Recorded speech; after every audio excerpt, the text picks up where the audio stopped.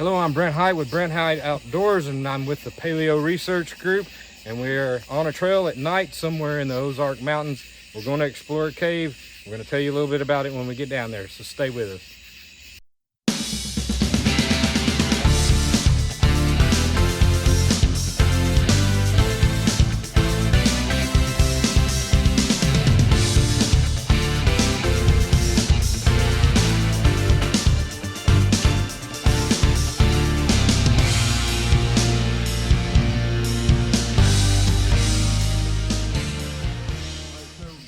When we get down here, there's a small cave on the right. We're going to go in it a little bit, and then the major cave is down below a little bit further. When we get down there, I'll tell you a little bit about this cave.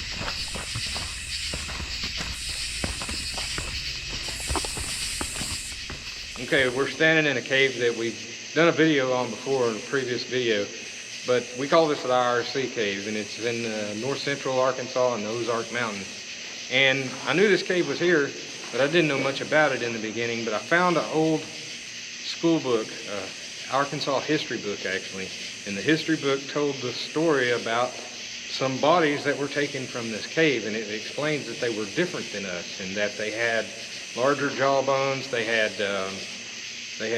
larger skulls, and they were just different than us in several ways. They believed that these people ate raw meat because of their teeth and the robustness of their jawbones. And so there was a strange people that lived in this cave, and I believe several different cultures visited this cave, because behind me on the cave wall there is some Ogham writing, which is used in England from about the 3rd century to the 11th century. So what is that doing in north central Arkansas on a cave wall? There's also some petroglyphs here with some pictures and different artwork, and I think they were made by different people at different times. So this was a bluff shelter cave that was used over several thousand years probably as shelter. And there's an interesting thing I'm going to show, illustrate a little bit later, but there's a tomb in this cave actually.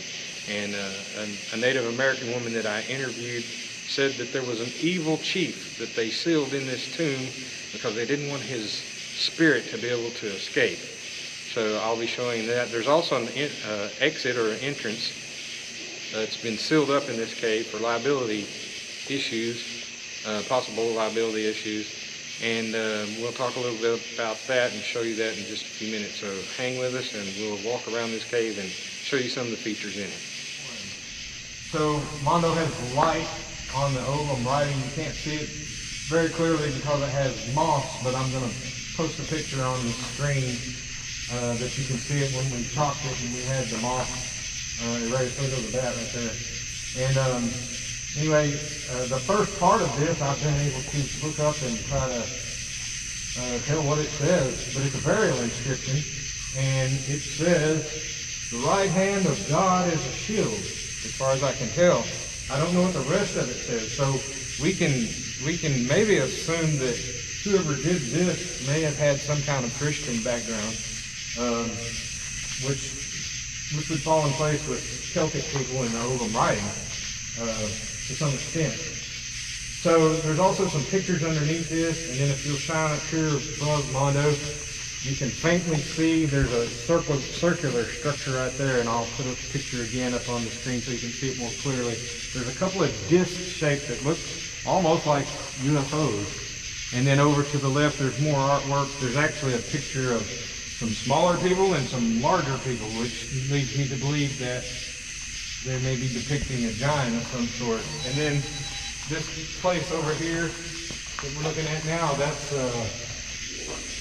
some people think it's corn stalk, but somehow it looks more like DNA symbology to me. I don't know what it is actually. But there's several different things that's covered up with moss right now. We really can't see it all. But I do have pictures of it without the moss, and again, I'll flash those up on the screen so you can see them. Behind me is an entrance or an exit, whichever one you want to call it. But it's been sealed up by the local people because this site is near a place where people visit often.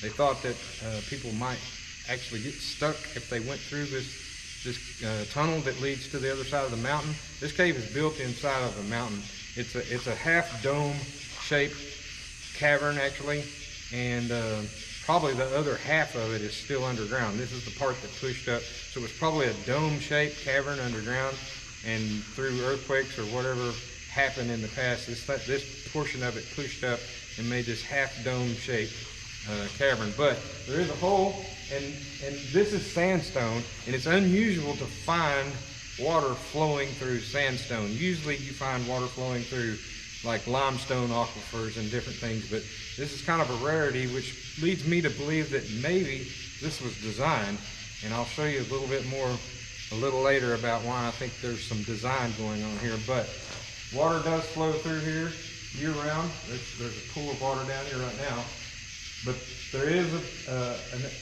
it does go through to the other side of the mountain. I have a friend that's actually been through it before they filled it up.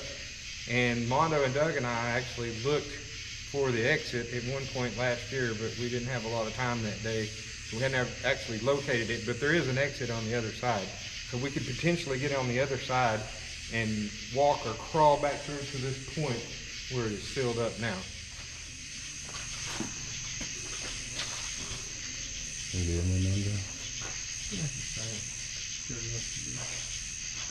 Okay, come on up close, guys.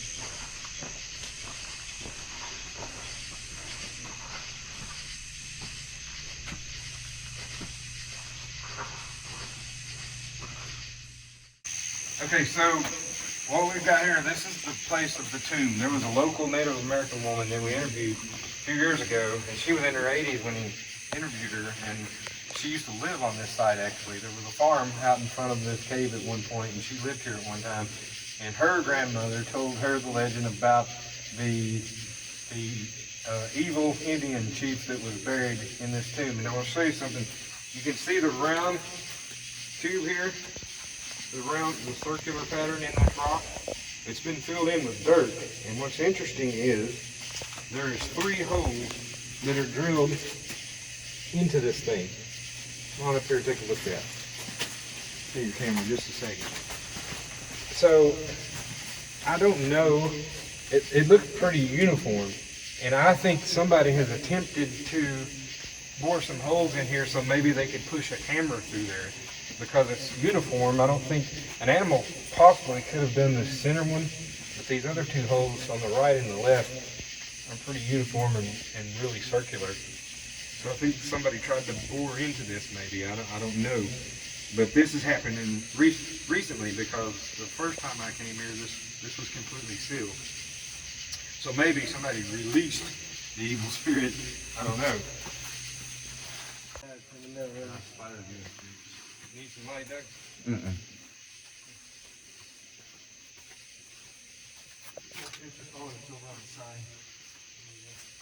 See for any creepy crawlies on my hip. Yeah, they're right there, dude. Get some light. Oh, right there, yeah.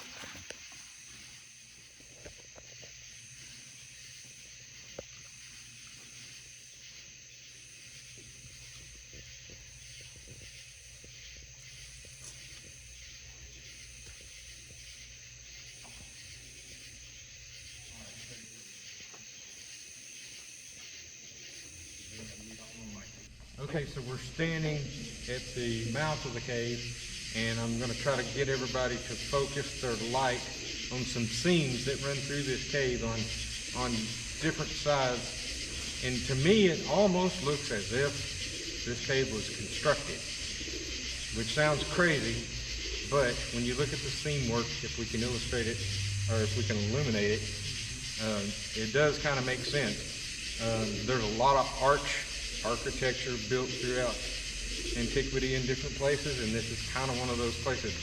I mentioned earlier that this could be a half dome that pushed up underground, but also it could be something that was constructed, and over time the rain and things, this is real soft stone, it's sandstone, the rain could have eroded this thing. You know, it might have been more symmetrical, or it may have had more sharp edges in it at one time. But let's try to focus all of our lights on these seams right now, and I'll show you what I'm talking about. All right, so you can see this seam runs down through here, and it's pretty uniform. It looks like it connects So this is 1/3 of it to the left over here. And then let's step over to our right.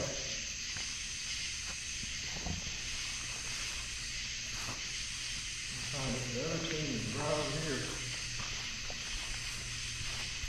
And let's all focus our lights at the top first. All right.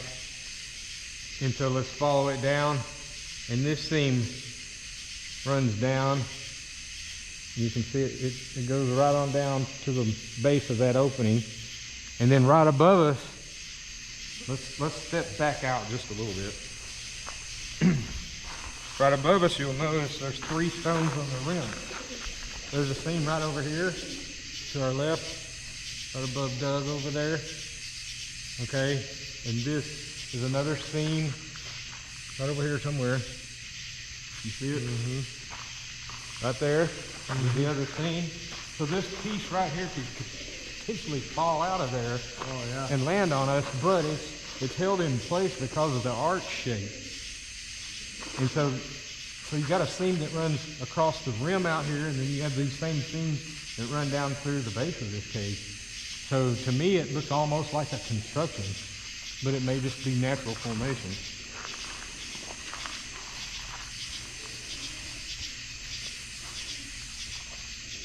Okay, so we're using our trifold meter to see if we find any magnetic anomalies, electrical anomalies, or radio frequency anomalies. Right now, got a simple baseline for magnetic. Electronic, nothing.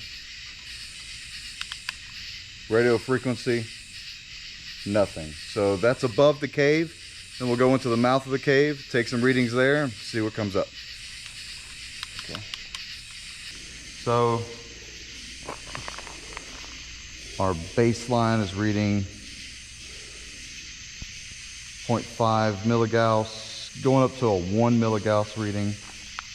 So what we'll do is we'll enter from the left, center, right, come out with the milligauss reading, then the electrical reading, reading for voltage, and then radio frequency. That way we can take out any possibility of other anomalies. So here we go.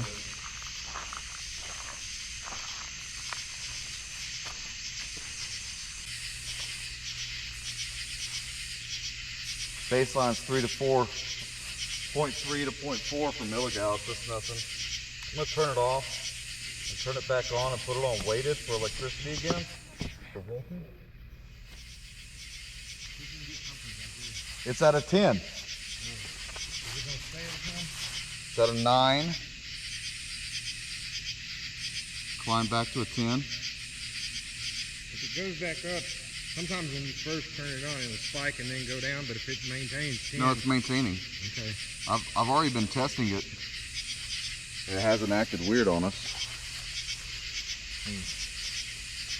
So there's something anomalous, but I mean, do we know what it is? We don't really. No. You know, I mean, will a flashlight make it jump? Flashlight will make it jump to 20 on the voltage meter. But if I take it away, is it residual energy sitting there? Shouldn't be, because the energy source is gone. You know, once again, if I put my phone out to it, my phone's right here. It's not spiking at all. Okay. Even there, it's not spiking. Another possibility is there's a lot of limestone in the area, and when you have water that travels through a limestone aquifer, It creates a current. It creates a current and it emits through the ground. So there could be limestone aquifer that's causing that. And that could be what's interfering with your drone. Could be possibility.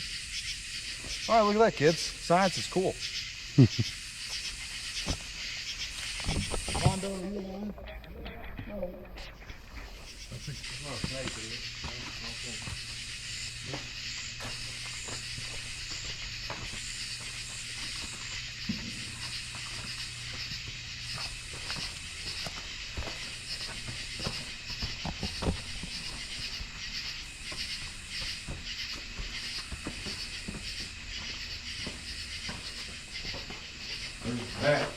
Is that? Oh yeah. Ooh! Yeah. I got that on film. Let's see if we can. Thankfully, they avoid you. So. Well, sometimes they'll land on your face. It's always good to look down. If you see a bat coming Oh, toward you, he's coming right at us. it's always good to look down because I've never had one land on my face, but I've had a friend that had that happen to him. That would be a scary experience. Yeah. Once it does, Jeez. Oh my gosh. That's a big, All those big bugs. spiders are creeping me out. Some of them are just like crickets. They're like cave crickets. It's like one guy just left. Oh, there he is. He moved. You see him back there? Oh, look at that guy. Yeah. Look at these. These are just cave crickets. They don't harm you. The other one, that definitely was a spider, but that guy's a big dude. Oh, look at that. It kind of looks like it goes up and to the left, doesn't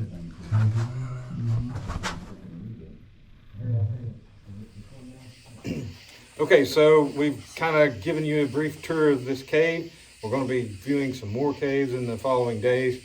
This is kind of a simple cave. There's not much to it, not much maneuvering. We didn't have to wear hard hats or have our caving lights or anything like that on. But tomorrow we will have full gear on and we will be doing some serious stuff. But we wanted to visit this cave tonight. We've made a video on it once before. We kind of wanted to recap this and show it to our guest, Mr. Reed, behind me here. And stay tuned for the next cave adventure.